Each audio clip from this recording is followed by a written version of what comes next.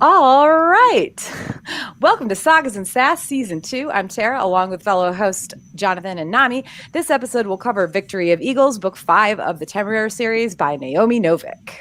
If you're watching live, join us in the chat, or after the fact, follow us on Facebook, Instagram, and Twitter at Sagas and Sass to continue the conversation. And just a reminder, the views expressed in this show are those of the host's individuals and do not necessarily represent the show as a whole. All right. Well, everyone, we might be back with Temeraire, but as Victory of Eagles kicks off, Lawrence certainly isn't. But this installment opens with a shipboard fight, one that the ship Lawrence is imprisoned on happens to be part of. Lawrence survives, but we're left in the lurch regarding what might happen to him next, at least for a while, because as it turns out, in this book, we finally, get Temeraire's perspective. While he started off his time at the breeding grounds, making as proper a home for himself as he could in one of the caves, when one of the bigger dragons tries to bully his way into taking over Temeraire's cave, Temeraire fights back by, calling a meeting, because he knows he needs to be well-behaved for Lawrence's sake. This leads to Temeraire befriending quite a few of the other dragons, including an intelligent, albeit somewhat persnickety one named Perskidia. Unfortunately, he has soon brought incorrect intelligence that Lawrence died in the aforementioned battle, at which point he loses any desire to remain well-behaved and organizes his new dragon friends into their own militia. They enlist the breeding ground's human staff as logistical support and begin harrying Napoleon's forces, who have finally landed in Britain and begun striking inland. And it turns out that the dragons are actually really good at doing so. Granted, they're driven by their desire for prizes, but hey, who cares if they're getting the job done, right? Of course, this leads to a merry, or would it be not so merry, chase as Tharke collects Lawrence and brings him to the breeding grounds to meet up with Temeraire, because let's be real, the British need all the dragons they can get right now. Eventually, they are reunited, and of course, it is oh so sweet, and probably just in time, because Temeraire was definitely out for vengeance, and even the other dragons were beginning to worry whether he would eventually lose control. Soon after this, the dragon militia, now including Lawrence, is intercepted by a courier offering the commander, that is Temeraire, a colonel's commission. Of course, Temeraire accepts, and surprisingly, General Wellesley actually accepts Temeraire as an officer in his own right. And as it happens, Iskirta and her band of ferals have heard about the prizes and commissions, and they become part of this dragon-led corps as well.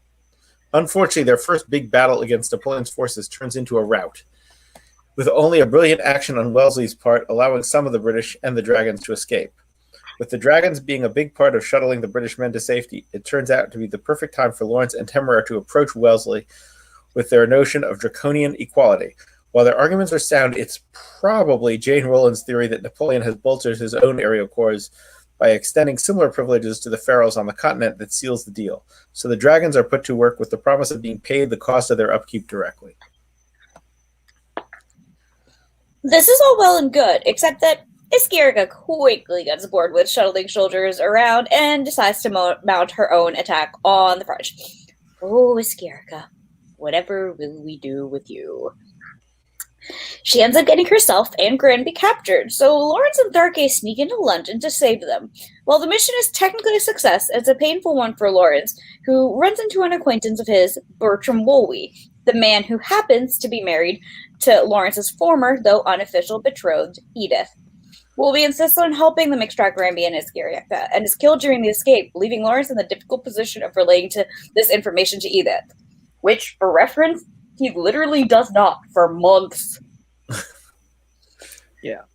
After the rescue, everyone regroups in Scotland, at which point Lawrence literally runs into King George, and it's pretty clear that he's probably not coming back from his current adult state.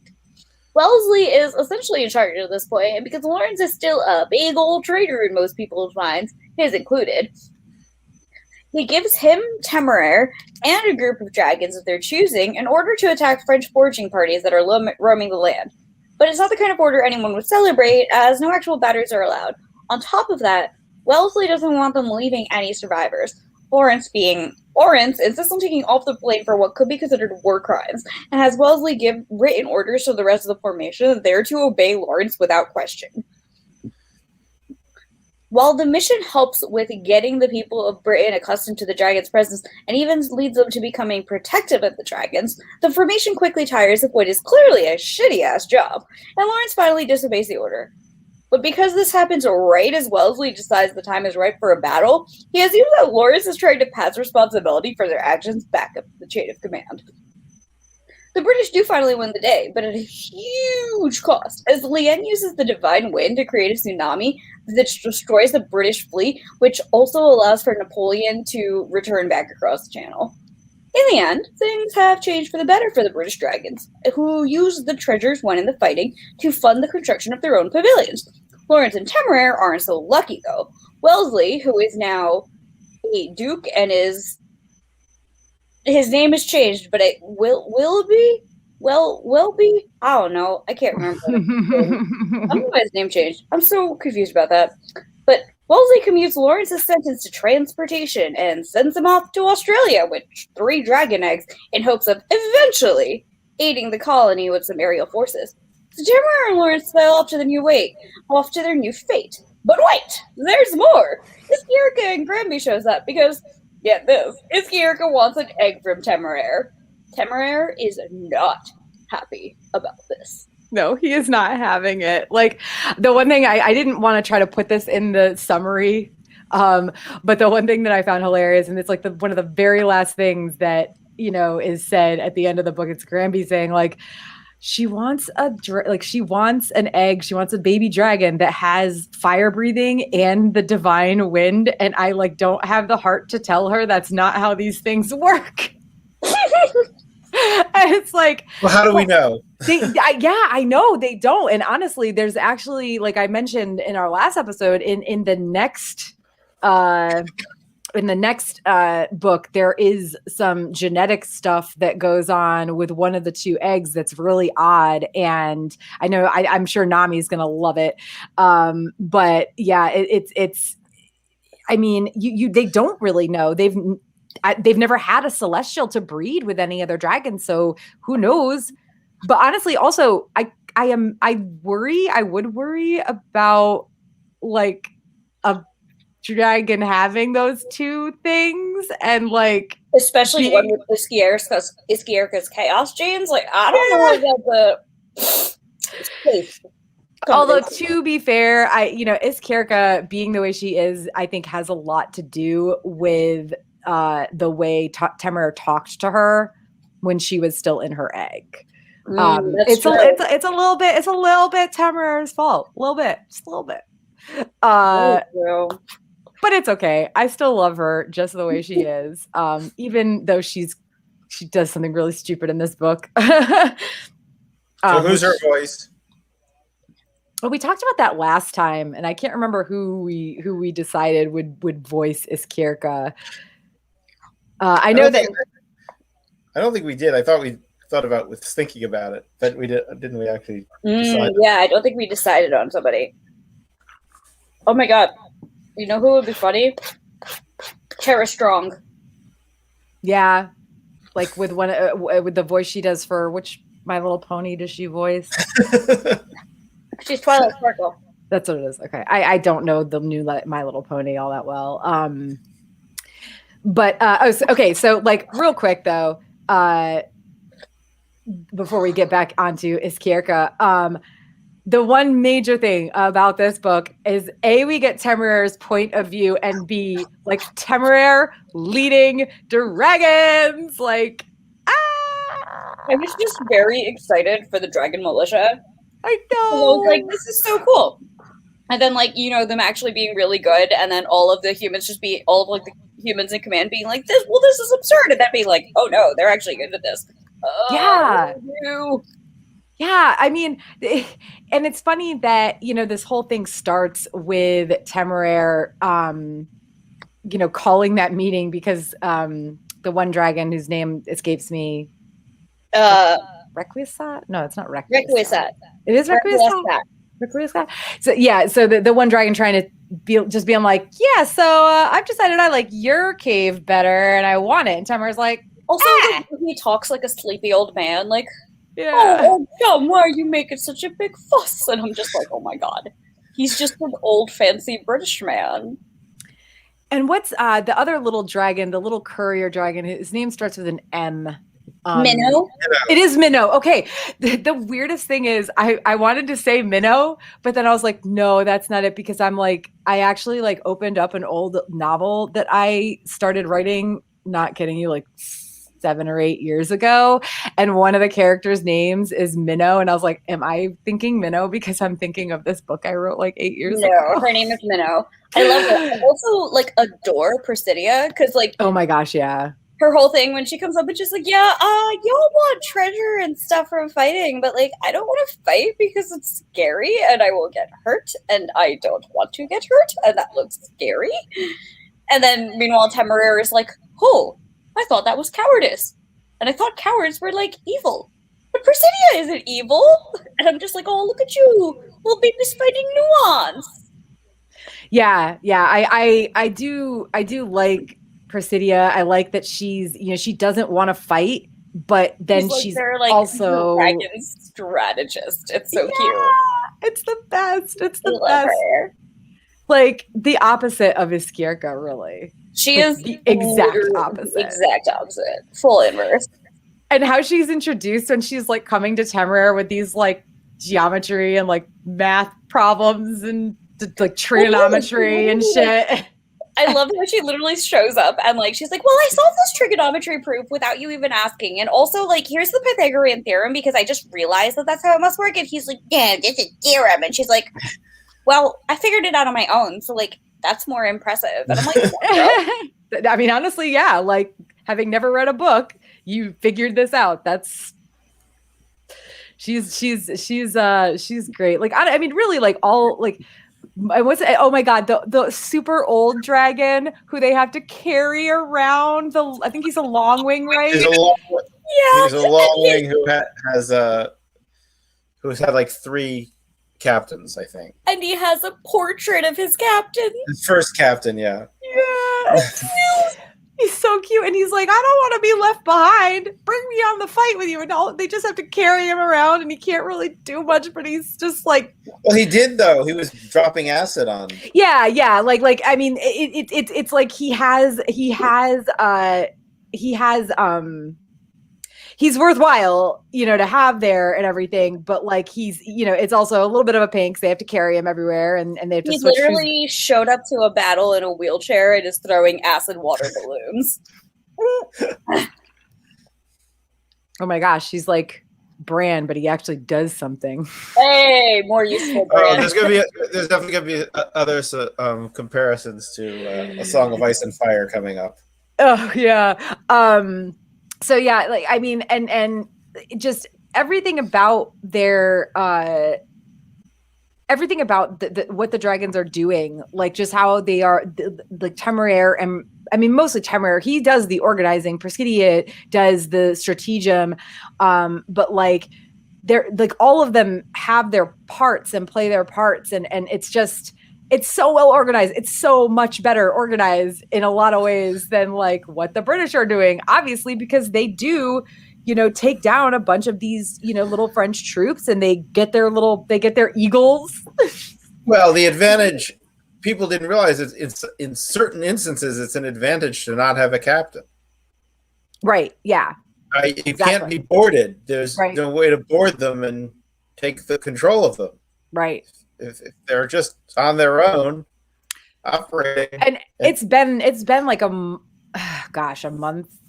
a month since I finished this book and I read it real quick. Isn't there a scenario where the French try to board one of them and he has a bunch of smaller the one, it might be Requiescat, that he has a bunch of smaller dragons on his back and the French just get like mauled by these little dragons? And am I misremembering that? Because I swear that happened. I don't remember that. I know they painted some of the bigger dragons to make it look like they had crews on them. Oh yeah, painted them to make it look like they had harnesses on them. So and crews, yeah. So and then put dummies on. They put like straw dummies on so that when they boarded, there was nothing to grab onto, and they all fell off. Yeah, goodbye, Frenchmen. It's. I mean, and then the fact that that when they do meet back up with the British forces and like they all get made into like not all of them, but a bunch of them get made into officers, and they all get like their epaulets and everything. And they're just like scraps of cloth, but they're shiny, so they're like, yeah, I'm so proud of my scrap of cloth epaulet. My favorite is like when Jane shows up with Excidium, and Excidium's just like preening about his, and Jane's like, yeah, this was a brilliant move. They all just want to be officers now, and they're working real hard.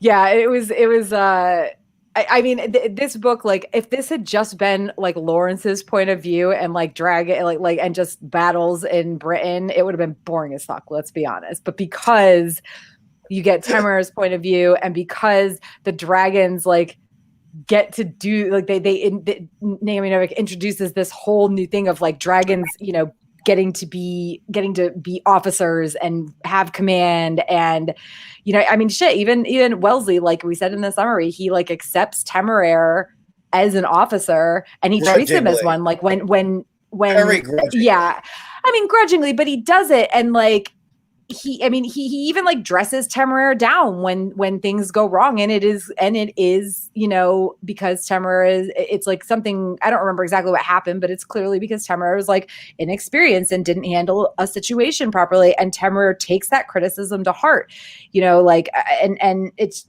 whether or not it's grudgingly, he still did it, you know what I mean, like, which is like, honestly, even a book ago you couldn't have convinced me that something like that would happen.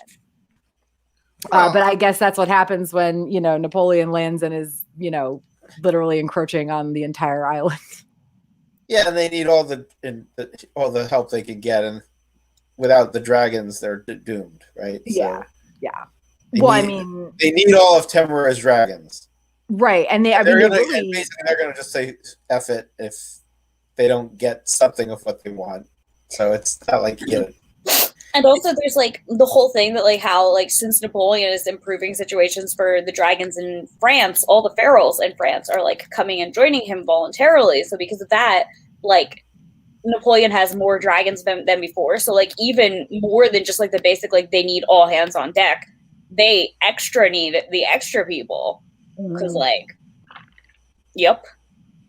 Well, and I mean, shoot, what is it when they end up back up at the breeding grounds, and that one French dragon is there, and he's bragging about like some giant jewel or something that he's got back in his pavilion or whatever, and they're just like, oh my god, like we need to stop this immediately before this like French dragon like convinces them to like go to the other side for more prizes.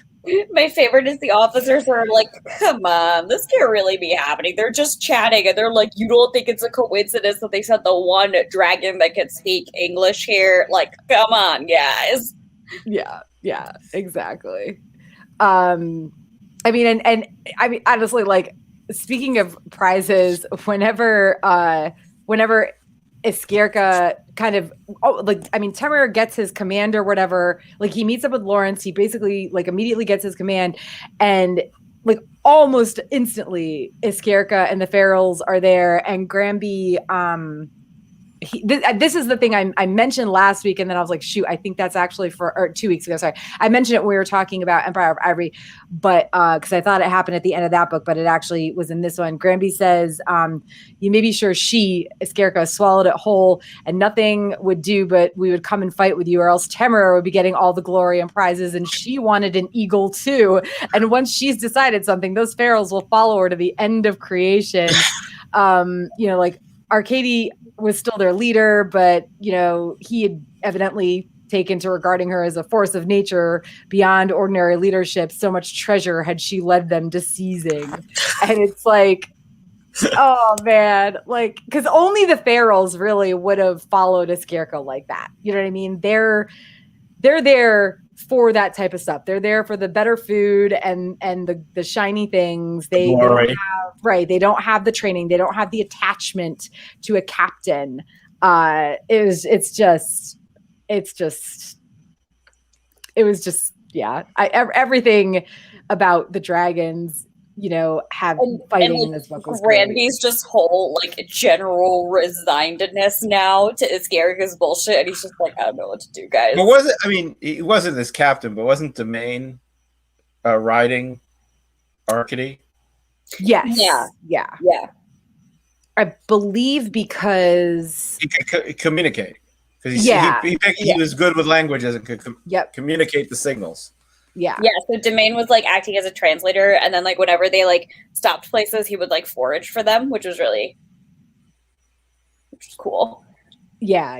It's I mean, and it's great that not only are, Domain and Sifo still, there and part of things despite what Lawrence did. It's great that they're also, it's like Sifo is like he's learning to read and just really smart and everything. And Domain is getting to ascend. He's getting to be like a pseudo captain because he understands the ferals. Like, not only did they not just disappear during Empire of Ivory, they get back to Europe, and even after Lawrence screws up, quote unquote, they still get to kind of live their life, and it's a good life for them right now, which is really sweet to me.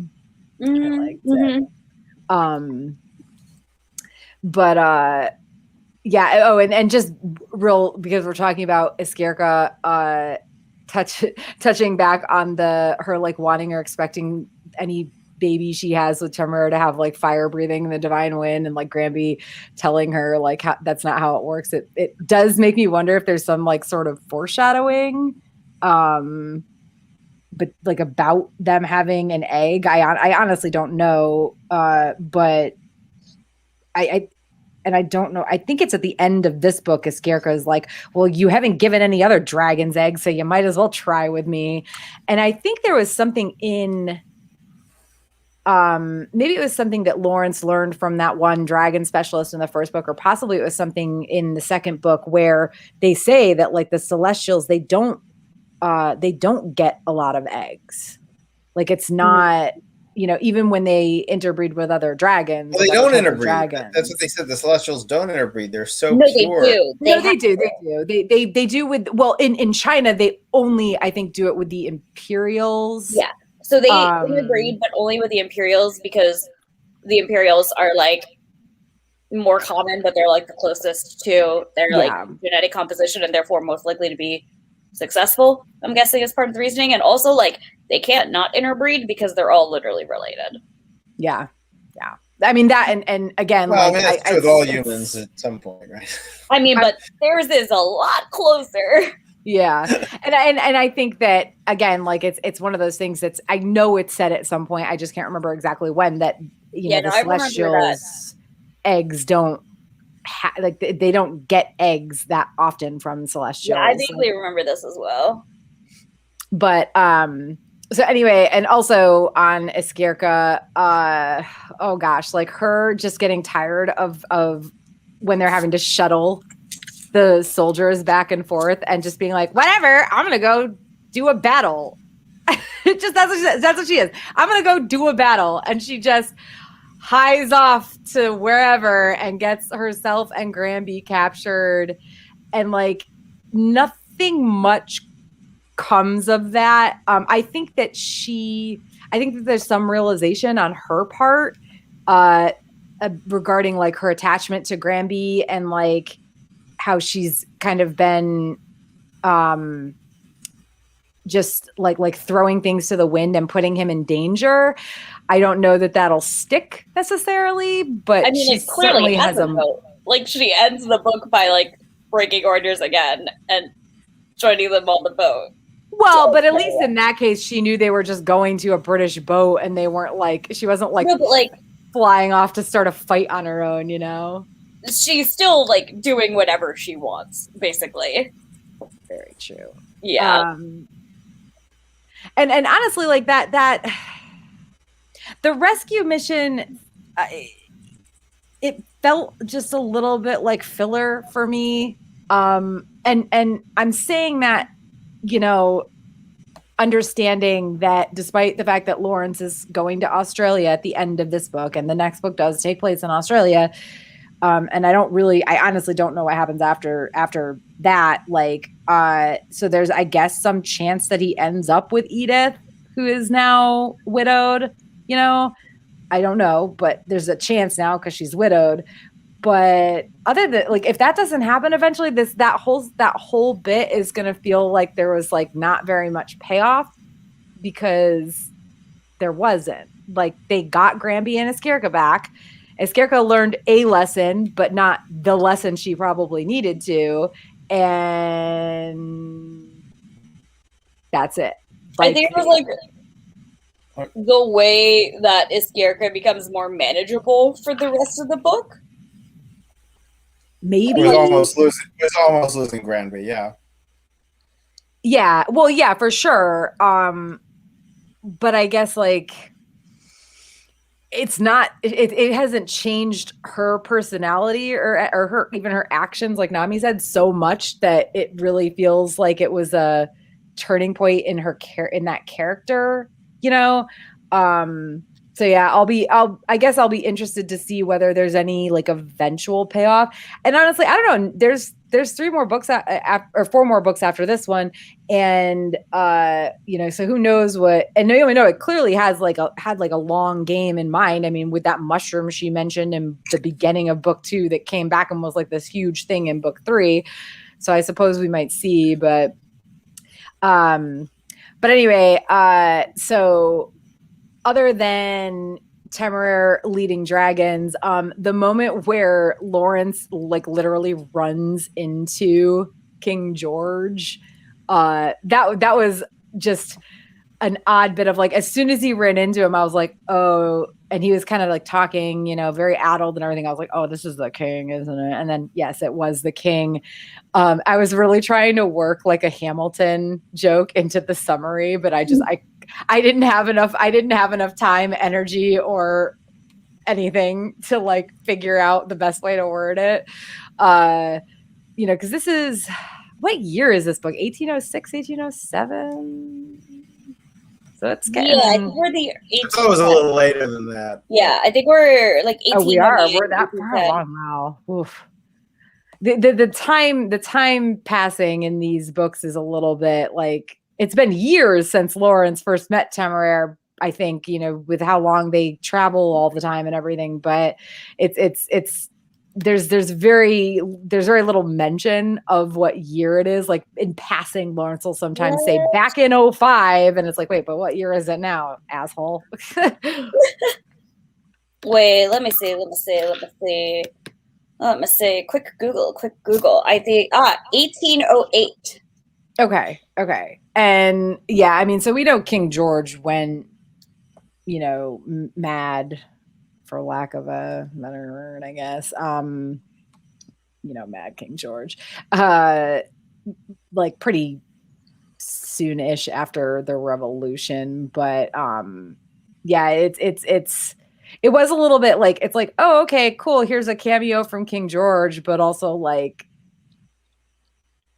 what does this serve to prove? I don't know. It was a cool little cameo, I guess. That's it. Maybe that's what I need to focus on. Okay, so what did you guys think about the orders that Wellesley gave Lawrence? Basically, like, you're a traitor, nobody cares what you do, so you've got to go around, you can't engage in any pitched battles, you also not sure, you also can't leave any survivors. So it was Tywin Lannister ordering the Mountain to ravage the Riverlands. I mean, that's what it was. Except the Mountain had morals and didn't wanna. Yeah, I guess that's a good comparison. But he still did it. Well, I mean, I was going to say, from what we know of the Mountain, we don't know if the Mountain has morals or not. We never learned that in the books. We never got the Mountain's point of view in any. Okay, I will say there is a difference between obeying orders and like killing people, and then also raping and pillaging as you go. Yes, Therefore, the Mountain definitely did not have morals. Yeah. Oh no, trust me, I'm rereading Game of Thrones right now, like the first book, and it's like sometimes I forget just actually it's been about a little over 4 years since I last read this series. And man, I forgot how just deeply dark it is a lot of the time. And I'm already sitting here just like, I'm going to finish rereading the series over. Like, I'm going to read this and then I'm going to go read like The Hobbit next, probably, because I need to like cleanse my soul. Like, and it's not that I don't enjoy it. I still like respect the writing and everything. But yeah, I mean, honestly, it's like, while Lawrence is doing dirty deeds in a way, like war crimes, he does feel bad about it. And like, there's no torture. There's no raping and pillaging. They are literally just. Oh, there's pillaging. There's not so much raping. I mean, but is there pillaging? Can you call it pillaging when they are taking back the things that the French have stolen from the British already? Yeah, that's not pillaging. Yeah. That's how I feel. Actually ever, like, they kill unarmed people, but they kill unarmed French soldiers. So they're, like, no mercy on their rapers and pillagers. So, like, it's still not great because, like, they will kill people after surrender, which is not moral, but correct. It's not on there is no pillaging occurring.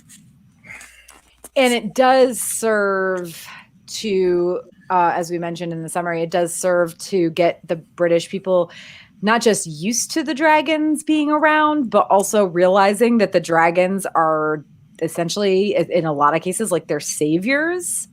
And so they start being protective of the dragons, which is hopefully really good for the future of dragons in Britain because, because they're getting used to them, because they're seeing them being, in a way, even if it's a roundabout, not necessarily like proper way in Lawrence's mind or whatever, like heroic.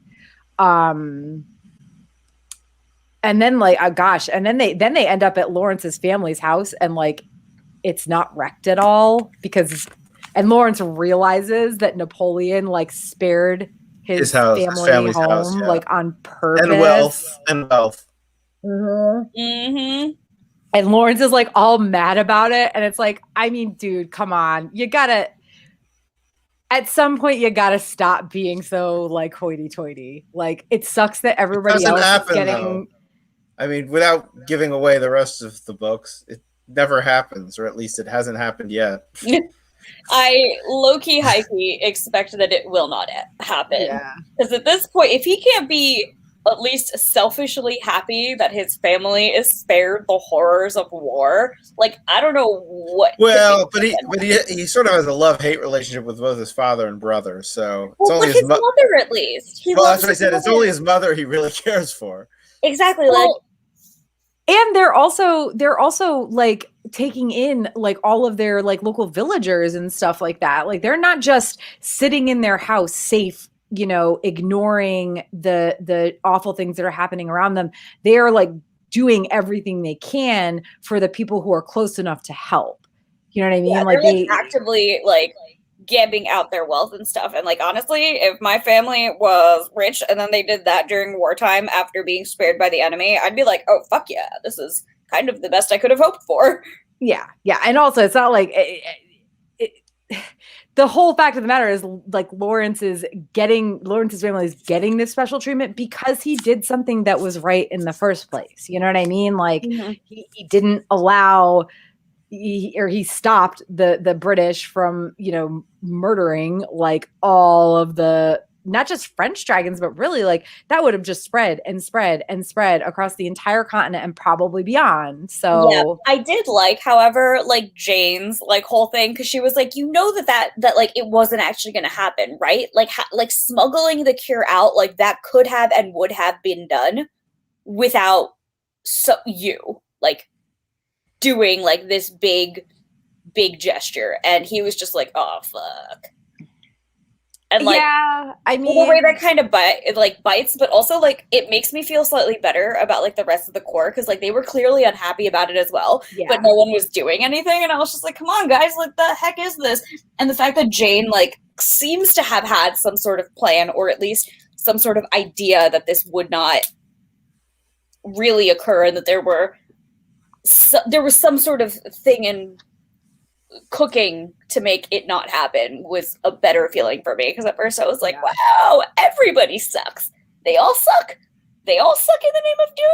Great. Yeah. Love you. No, and that's the thing though, like, of course the people in the Aerial Corps who understand, you know, how intelligent, and or even when they're not super intelligent, like Volley, like they understand that they are still, you know, beings that think, and they don't, you know, they aren't just, and they're just horses in you know what I mean? Not, and again, like, not that horses aren't important and lovely and everything, but like they speak, they have personalities, they have intelligence, they have more than that at times. Also, this is only semi-related and mostly unrelated, but when you were like, they speak, all I could think was, you know, Phantom Menace, Jar Jar Binks, Misa speak, and Qui-Gon Jinn being like, the ability to speak does not indicate intelligence, and God, if that is not just the best description of Jar Jar Binks' character, I don't know what is. I mean, that's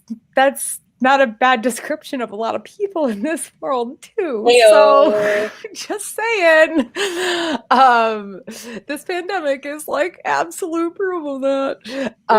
Yep. But yeah, so they, I don't know, like the war crimes thing, and then Lawrence finally being like, oh no, wait, never mind, I'm not doing this anymore. And it just happened to coincide with like Wellesley deciding to, you know, finally like meet the French in battle again. And then Wellesley like being like, you're trying to like blame me for this. And it's like, no, Lawrence isn't that smart. Yeah, right. It's so funny that Wellesley seems to think that Lawrence is like this some sort of like criminal mastermind, and meanwhile Lawrence is like, country, honor, country, honor, and Temeraire. That's like it. It's like country, honor, and Temeraire. That's his holy trinity. Also, like, Temeraire slowly realizing like the effect of what like treason had on Lawrence is like very good, because like I'm pretty sure he just like, it was like very sad, because you also like realize that like Temeraire had no idea like what treason actually meant. He was just like, yes, we will get a slap on the wrist and it will be a save. And then he's like, oh no, everybody actively hates us and Lawrence has lost his money. Yeah. I think it's funny though, because like the cutest thing was him being like, Lawrence, if you want, we could sell my claw sheaths. And Lawrence is just like, do you really think I'm so grubby? And he's like, no, I just want you to be happy. So cute. Well, and also like when he gets upset because some of their former crew have like moved on, but like when, but like Temeraire is like, but like Martin, who like actively ignored them and like made it a point to be like, look, I am ignoring you. And like Temeraire was like so sad because he didn't realize that like people just didn't want to associate with them anymore, and he was just like him coming to the revelation of like what their actions meant. It was good. It was good. Sad. Yeah. Good. Yeah. So the final battle with, you know, where the British effectively they essentially like win the land battle, but Lien creating the tsunami. And it's like, as soon as like they started describe the you know, it started describing what she was doing, I was like, she's gonna create a tsunami. Yeah, she's gonna wreck that shit. They lose like 12 or 13 ships. Oof. Yeah, they lose like the majority of their best like Navy ships and all of the people on them. I stand by this though, because like low-key good riddance, because like captain of slavery Nelson. Yeah. And I was not mad. I was just very, very happy with that. Wish everybody else didn't have to die though. Wish what? Wish everybody else didn't die. Also, yeah. Nelson can drown. Bye. Do you guys have any thoughts on the engineering of that tsunami? Jonathan, did you I did not check with my friends who actually know something about the science of tsunamis, but it seems to me that it would not have quite worked that way. It really wasn't a tsunami per se, because it was damaging the ships that were already at sea. And unless they were really right up against the shore, a ship at sea and a tsunami notices about a wave of about a foot. The tsunami builds up as the basically the sea bottom rises up to approach the land, so it keeps building and building and building and getting higher, and eventually inundates the land. But if you're a mile or two offshore and there's a tsunami, you won't even notice it as a ship. So it wasn't really a tsunami per se. Well, I mean, and I'm using that word because I guess like a very gigantic swell. Yeah, exactly. Maybe a better way. She made a very big swell, which is, and there are definitely swells that can take down ships. I mean, the Edmund Fitzgerald sank in a storm in Lake Superior because of a swell. So yeah, I use the word tsunami because I was like, I mean, that's a more fun word than just saying she, because I do know that comes from, action on like the ocean floor. But it's a more fun word than saying like she just created a big ass swell. Well, she essentially created what we used to call a tidal wave. Okay, yeah. If we go back to the old Irwin Allen Poseidon Adventure film where the ocean liner gets tipped over by a tidal wave. And I'm just trying to figure out like, and it like described what she was doing, and it was like at some point Lawrence, I think, was like Lawrence is like, oh shit, and has Temeraire like go in between the wave and the ships and try to like try to break it up, yeah. And it's like, how did they not like, I don't know, like the way it was described, like it would have taken time for her to properly build that up. Well, it did though. She did. She made a number of runs building. Right. And it's like, how did they do, like the ships didn't, they just kind of. Because it was too far away. Well, I know they couldn't hit her with like guns or whatever, but I mean like they just, I don't know. Like I feel like I don't think anyone realized what she was doing until Lawrence did way too late. Yeah. She already built up a bunch of the waves and was getting to the harmonic equation correct. I just have this all like just build onto each other and create this super wave. I have this weird like hate / almost respect relationship with Leanne. Honestly, Same. Like. She's I don't want to say bitch. I don't like that word. She rude, but also like she is. I hate her and I love her because I understand everything that she's done.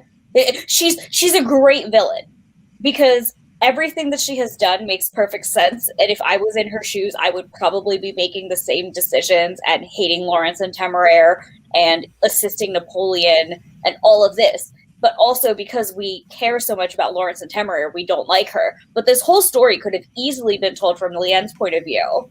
And, Leanne could have easily been the hero of the story because, she is a very good villain in that she is not evil and she's not like morally reprehensible. She's genuinely thought that like what her and her prince were doing and Yangshing were doing was the right thing. And then now that everything fell apart, her getting her revenge by also helping Napoleon is like it makes a lot of sense. And it's like all of it like she's a great villain. She's not just like comedically evil for no reason, cough the Darkling. But like she's a great villain. I do love her. I respect her a lot. Like she's terrible and she's terrible to Temeraire, but like it makes sense that she's terrible to Temeraire. He literally killed her lifelong companion.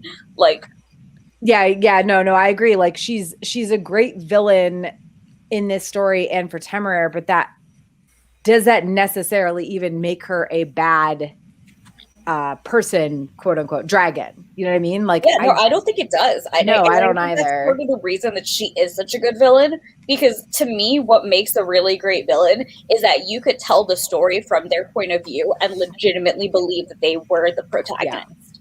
And I think that's what's really good about Leanne's story. She's not sitting over there like, I'm going to kill everybody. From like an overall view, we know that what Prince Yangxing was trying to do was objectively not good. But like, for somebody in China and for the prince, it's possible that like there are reasons that Yangxing was doing this because it seemed like it was what was best for his country, Well, and on top of that, like he was the only one who accepted Liane when everybody else would have shunned her because she's an albino. Exactly. So she like even more so, than any other dragon we meet in this series that is attached to their captain. There is an attachment there that is literally like, I would have been shunned and she was shunned. She was shunned by the people. She was shunned by the other dragons. And he was the only one who loved and accepted her. They literally thought she was a harbinger of death. Like they thought that she was like a symbol of death. And like, that's just really, really sad. And, I really love her. And I really like objectively, I think she's a great villain. And I think all I could wish for is that like one day her and Temeraire could be friends, but also I know that could never happen because of what in her eyes Temeraire has done and what Temeraire actually did do. Like Temeraire is responsible for Yangxing's death. Like that's true. He killed the only person who ever like accepted her before Napoleon. So like no wonder she hates him. Like it makes sense. Yeah. Basically and it seems like Napoleon accepts and respects her too. Exactly, too. And like, we have that like interaction with like that we see like Napoleon talking to Liane on like that mountain, like back like books ago. Mm-hmm. And like you saw her, he like called her my dear or some sort of affectionate terms. And he like legitimately respects what her insights is, like straight up changed an entire country for it. And like, like he treats her like not only like a person, but he treats her like a celestial. And it's like, well, duh. And he treats her with respect, which, like, while she technically does get from everybody in China, it's like respect tinged with fear, tinged with like general, superstition. And like nobody actually like cares for her and loves her. And I think that Napoleon clearly does beyond.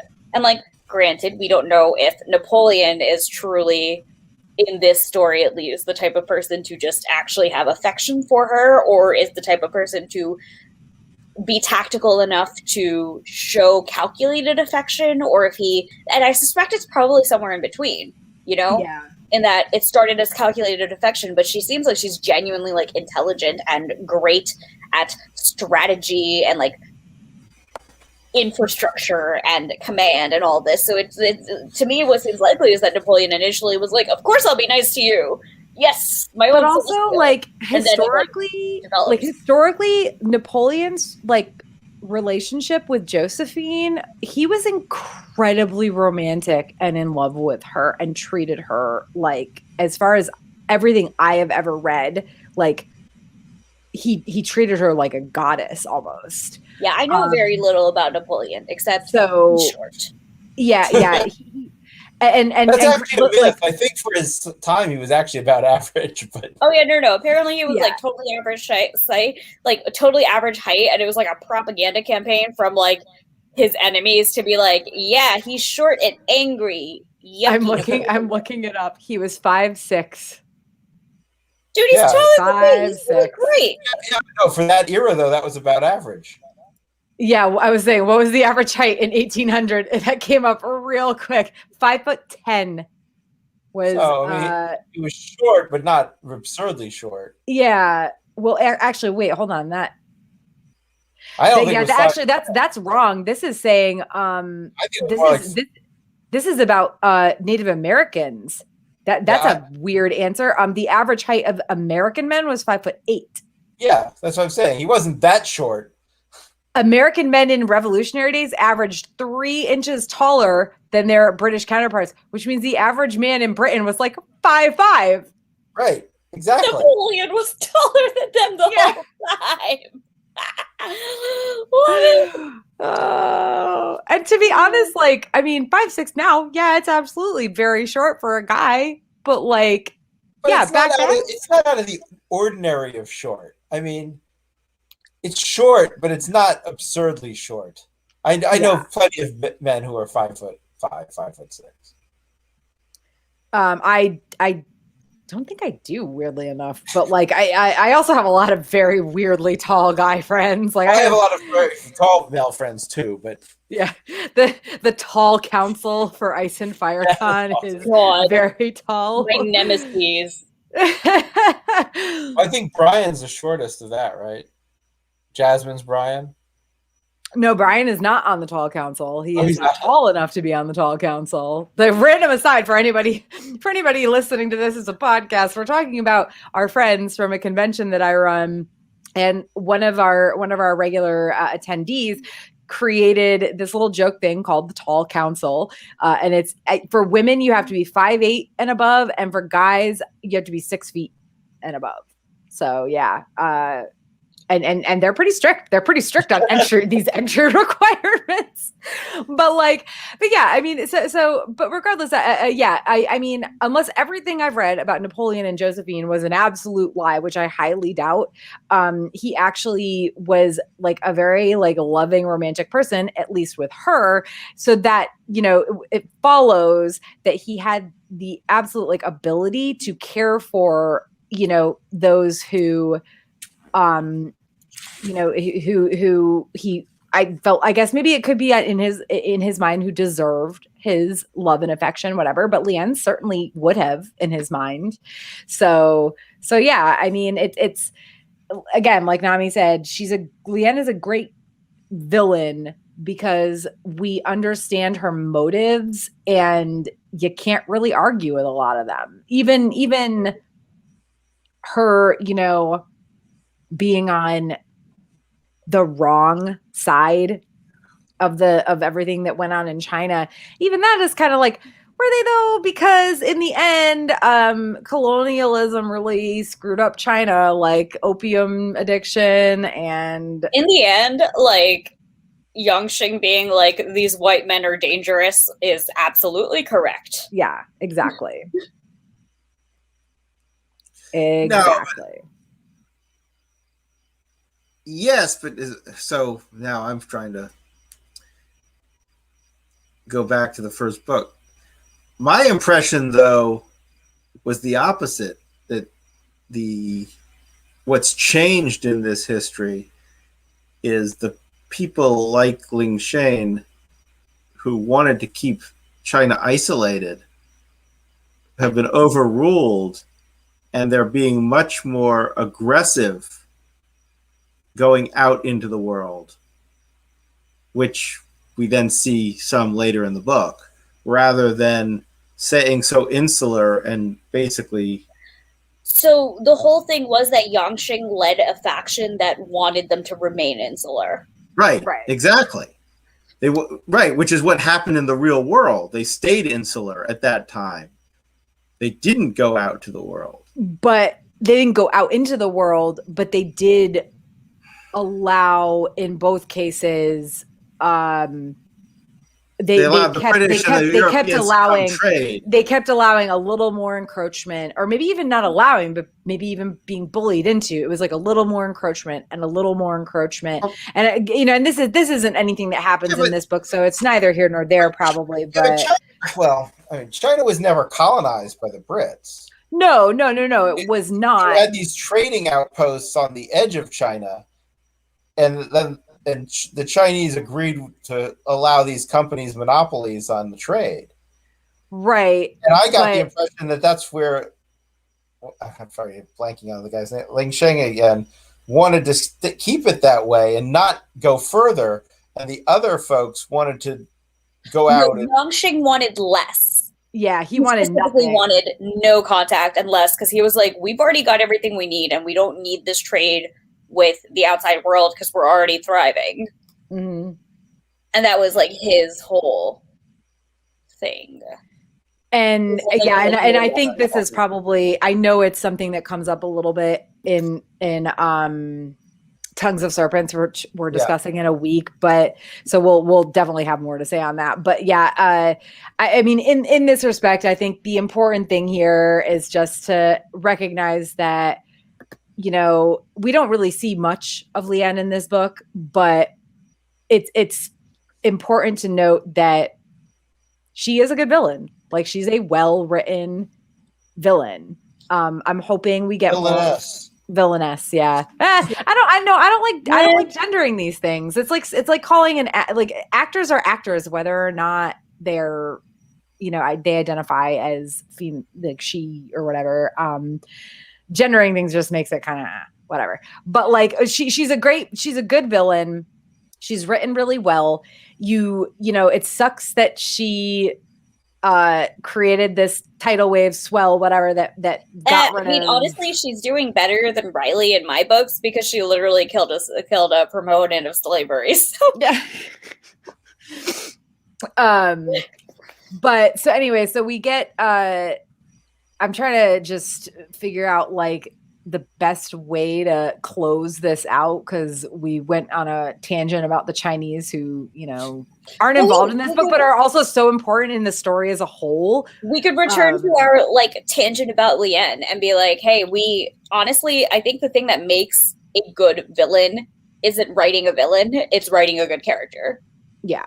And the most compelling villains are those whose motivations you can track and who aren't just evil for the sake of evil, because, you know, it's always satisfying to defeat, like, you know, just like the plain evil, like the Nazis, and that's always like fun and satisfying. But in order to make a truly interesting and good story, having a compelling villain who is just a well-developed character is more satisfying, because you can sympathize with them and it's not just like kill them all.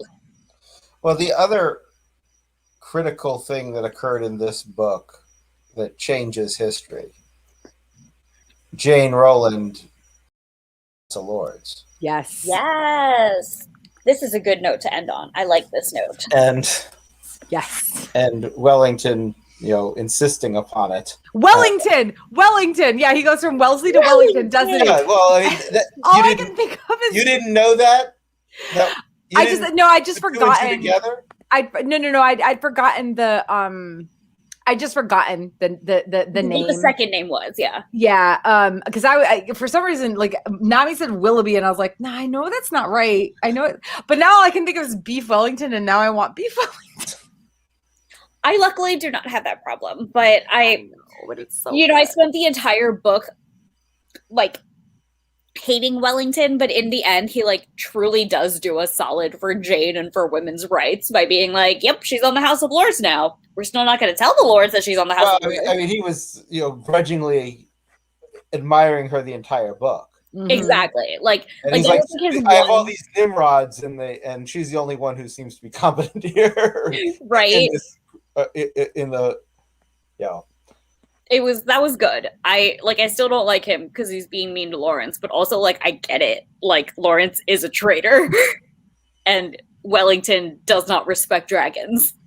Yeah. Although his whole he does respect dragons. Well, he does now. He grows to, yes. He grows to understand that they are integral, not just as these aerial core, you know, dragons who are ridden and can cause destruction and everything. He grows to understand that they have their own intelligence and abilities.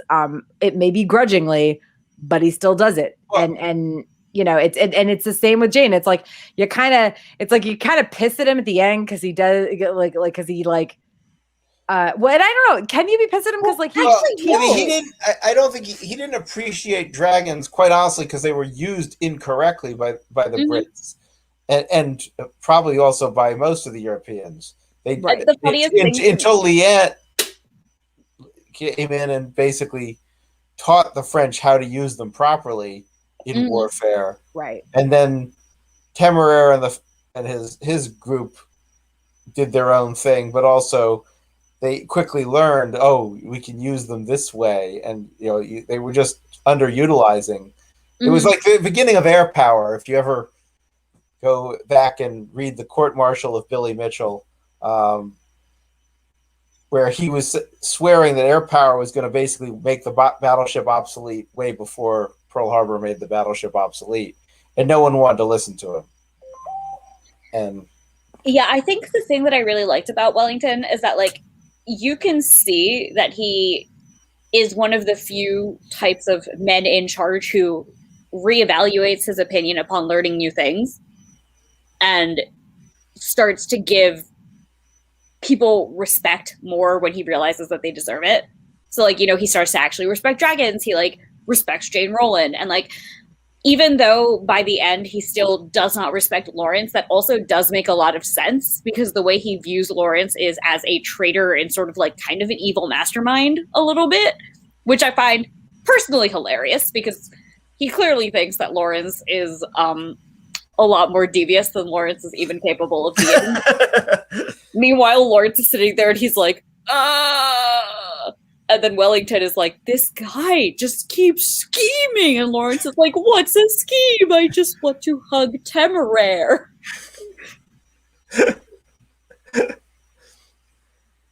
Yeah. But yeah. And again, Jane is made, like, is entered into the House of Lords. And it's like, oh, yay. And like, listen, like, Jane is so good, like, yeah. I have zero complaints about Jane as a person, as a character, as, Also, Lawrence finally explained the whole Emily Rowland and his mother misunderstanding to her, which was hilarious, because she just laughed at him. And I was like, big mood, girl. Yeah. Big mood. Did he, wait, I don't remember. Did Lawrence ever tell his mom even that Emily wasn't his? Nope. Did not say it yet. He didn't know. Apologize to Jane. I thought he did, actually. No, he? I think he might have. I think he might have told his mom, but like, because I think his mom was like, "Oh, I gave her that necklace" or something like that. But I mean, I don't know. Like, Emily is part of his little crew. That so are Demain and Sifo. They're all going to friggin' Australia. So, and also, like, even at the end, like, Wellington's like decision to send them to Australia is kind of the best case scenario for Lawrence, because it's like prison, execution, which can't happen because Temeraire be angry. Right. Or I mean, it's the best case for Lawrence and Temeraire to be together for sure. Yeah, and I think apparently it's Girka and Granby. And apparently it's Girka and Granby. Yep. Oh gosh. Well, on that note, anything else, you guys? Any last thoughts on this one?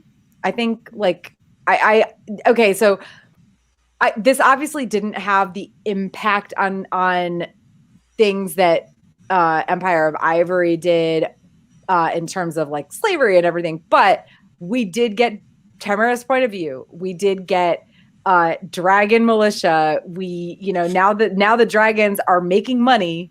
They're making that money, y'all, and they get to pay for their own. Like, there's been a break from fighting slavery in order to petition for dragons' rights and women's rights. So, yeah, okay, yeah, all right. I'm liking it. All right. Well, on that note, we will be back. Actually, instead of 2 weeks, we'll be back in 1 week. That's next Wednesday, August 28th. 28th? No, 25th. Sorry, that's next Wednesday, August 25th, to talk about Tongues of Serpents, which is book 6 in the series. And we're going to Australia, mates. So once again, I'm Tara, along with Jonathan and Naomi. Thank you for joining us for Sagas and Sass. Oh my God, wait. Let me try that again. Sagas and Sass. Yeah. Once again, I'm Tara, along with Jonathan and Naomi. Thank you again for joining us for Sagas and Sass, and we will see you next time.